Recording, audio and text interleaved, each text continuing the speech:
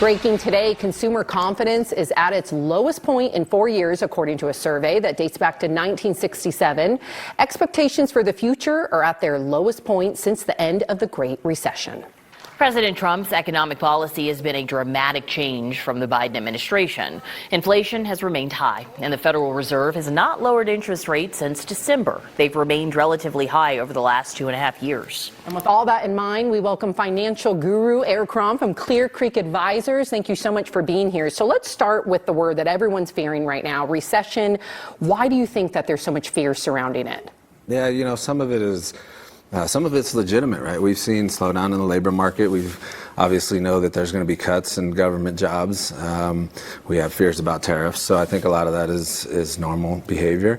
At the same time, some of it is just speculation. Back in 2022, just about every economist thought that we were guaranteed to go into a recession, and we didn't end up going to a recession. So I think the fears are definitely warranted, but we got to remember that nobody really knows. And to your point, it's been thrown around for, 3+ years now. I have to ask you, I know you say no one knows, but what do you think? I wish I knew. That's a $64,000 question. I probably wouldn't be sitting here if I did. Hey, fair enough. But, I think there's definitely reasons for concern, right? But I think the big thing is they're going to come, right? It's not a matter of if, it's just a matter of when. And so we talk to our clients about, look, it's okay to be disappointed if a recession comes, but it's not necessarily logical or rational to be surprised. I think it's also important to remember that the market and the economy are two different things. So if we do see a recession, certainly for those people who are self-employed and for, your jobs and your income, that's a whole different story. But from our perspective as an investor, it doesn't necessarily mean the market is going to be negative. I just happen to know, but 5 out of the last recessions that we've had, the market has been positive. So I think, one, it's important to remember we don't know if we're going to have one in the first place, but two, even if we do, it isn't necessarily a guarantee that the market is going to be negative. Interesting. So why is the Federal Reserve hesitant to cut rates?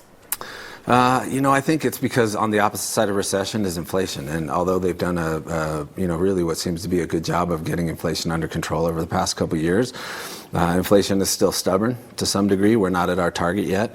And then also there's so many concerns about what the new policy is going to do, right? What are tariffs going to do to inflation?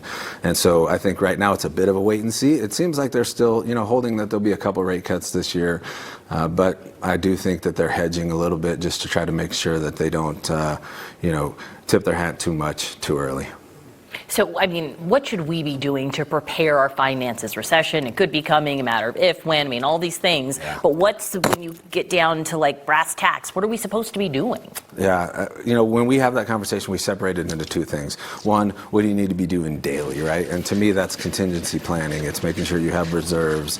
It's making sure that you pay down debt and put yourself in a better position if we have it. From an investment perspective, it gets back to what I said previously is, you can't be surprised that it's here. So it may be late a little bit if you're thinking about it. It's not too late, but really you should have things in place in advance and have investments that are going to chase different benefits, right? So the kind of, cliche of diversification, it's not just for diversification's sake, right? It's be strategic about, are there things that are good to have your money in if inflation is worse? Are there things that protect you from an inflationary period or a recession? Are there things that provide opportunity that you should be taking advantage of? So it's definitely not too late to start getting ready for it, but ideally you've kind of had this idea that at some point it's coming and you got yourself ready to go when it does. What about for a family that, a lot of families are living paycheck to paycheck and they can barely get by.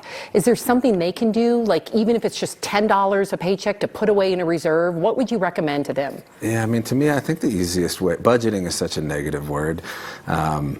I think it's loud budgeting. I talked a little bit about is the concept of kind of making sure everybody else around you knows that you have a budget so you don't get unnecessary pressures. But when it really boils down, I think pay yourself first, right? Just take some money before you do anything else, set it aside for yourself. That prevents you from having to kind of get too lost in all the details, because at the end of the day, if you've done that, then you should be okay. Okay. I like it. Makes sense. Erik Krom, thank you so much. We appreciate you. Thank you.